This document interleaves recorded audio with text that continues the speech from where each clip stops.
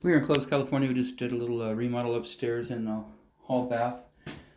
First portion is going to be the shower area. So the tile guy came in and demoed everything back. Unfortunately, what they found is after they pulled the tub is this vent was coming up out of the floor, and it was in the way. What they'd like to do is build a 12-inch bench, which right about center there is 12. So some of this is still popping out, but it's capped off. So that's the original vent capped off. And then what we did is we cut open the floor right here where the plywood's at, and put in a new vent line into the 3-inch sewer line that goes over the toilet. So just rolled it up from underneath the floor, and then of course we want to turn underneath the seats. Probably going to be somewhere between, I don't know, 18 to 24, whatever they decided. But we're down about 10 inches high. So what we're in between the framing is what it is. We're underneath the seat that the bench is going to be built. And so long sweep 90s because it's below the flood level rim of the fixture. And then up into the wall. Once we get into the wall, we come over medium sweep 90s to get back over to the original vent that goes up through the attic. So that's not our pipe there, and it's not our strap up there. That's our strap there. We just used a 9-inch bunch of screws, so it's nice and secure. And then we'll patch this back in. A lot of framing in there. Frames the 2x4 is vertical in between the TJI up against the web, cord to cord. So 2 of them, 1, 2, 3, all 4 corners, vertical blocking, and then blocking across, all the way back here and here, and then screwed all the way around. Same thing, block on this side, screwed all the way around. This side was the shower. So tub was in there. It was an 1.5 inch drain, and it needs to be a 2-inch drain for a shower. So again, 2-inch line down there. Cut it, put in a Y and a sanitary T on a 45 degree. So that's allowed sanitary T, even if it's on vertical, but we're on a 45. And then of course vent comes right back up through and tied back in. So that pipe's not ours. That strap up there is not ours. That plumber's tape right there is ours. We pulled it over because the pipe was bowed in the wall. And so no hub stainless steel coupling in there. And so that's a good. Over here, same thing, 4 blocks vertical.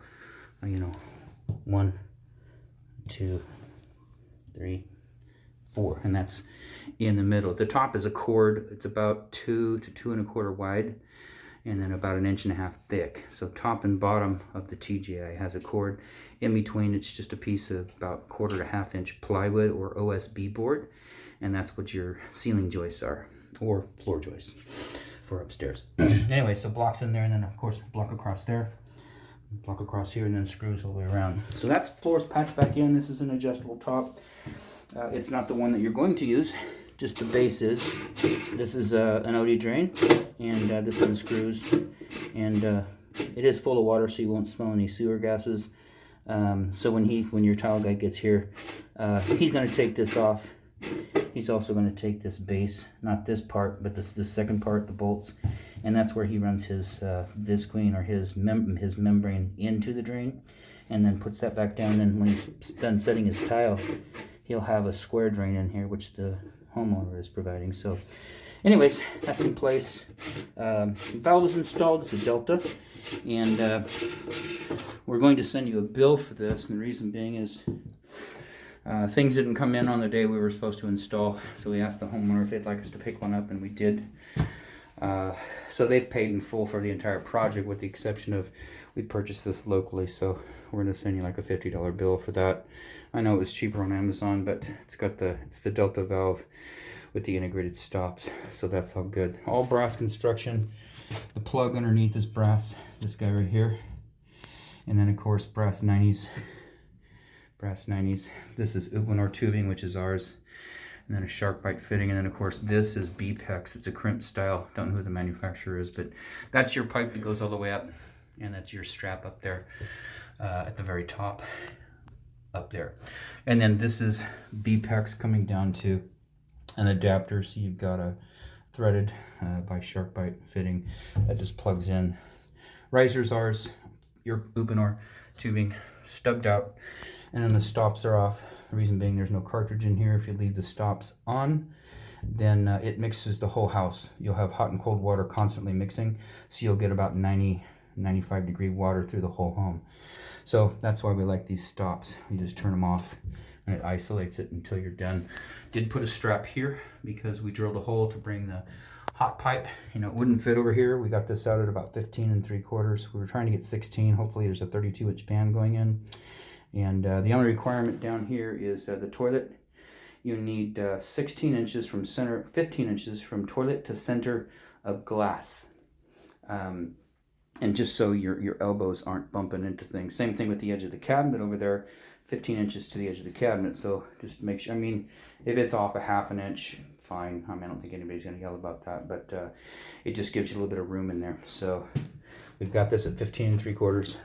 Got this at 15 3/4. Gonna take measure over there.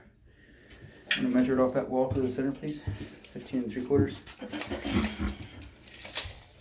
So you can see the drain is set at 15 3/4 right there, and then off the back wall we've got 24 from there to here, and you can see 24 inches to center. And so what they've got is a 5-foot space, 1-foot bench, which leaves 4 foot in the clear. So that's centered from the bench to the wall. And I think they're going to use drywall and then curdy board, come in here and just do a thin set. This is 1 inch off the wall, measure from here out to the plastic. The rough end for this is required to be 1 inch.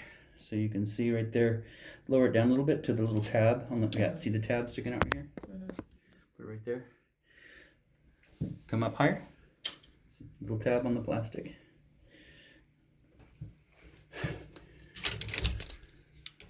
Well, can't really measure it because the strap's in the way, but essentially this front tab, you can see there's a straight edge all the way around the mud flange at the bottom right there. That's 1 inch out. Okay, and that gives us. He's putting in 1/2 inch drywall, 1/2 inch curdy board, and that makes this valve set perfect. So don't float this wall out at all without telling us, because that'll change the rough end of this, and the trim won't work. So that's set. We got it 48 above floor, maybe 47. This board was really crooked. This 2x4, we had to cut it here at the seam and push it back, and then we took another board and screwed it with some 3-inch screws to stiffen it up. And this whole area is a train wreck. If you take a level and go from this board all the way to this corner, you can see that they're not even close over there. See that gap? It's like 1/2 inch. This wall is pushed in. It's supposed to be all the way up against here. There's a huge, I can put my finger in there, but that's not our deal. We just noticed things like that. We're out here. So anyways, vents in, drains in, valves in. Your tile guy is free to come through, do the walls, do the shower pan, the shower walls, do the floor, everything. We did give you a braided connector tied together because one of these lines was dripping and you had a bucket underneath it. And you know, the bucket's going to need to get moved at some point so he can put his floor down. So this right here, it just stays until he's done with the floor, and then at some point we'll come back, hopefully, and we're going to add a second sink. So we got a sink here already that'll get yanked out, and then a new sink will be over here, so you'll have a double vanity here. But that's a future project. Everything here looks good. Outside of that, this installation is done.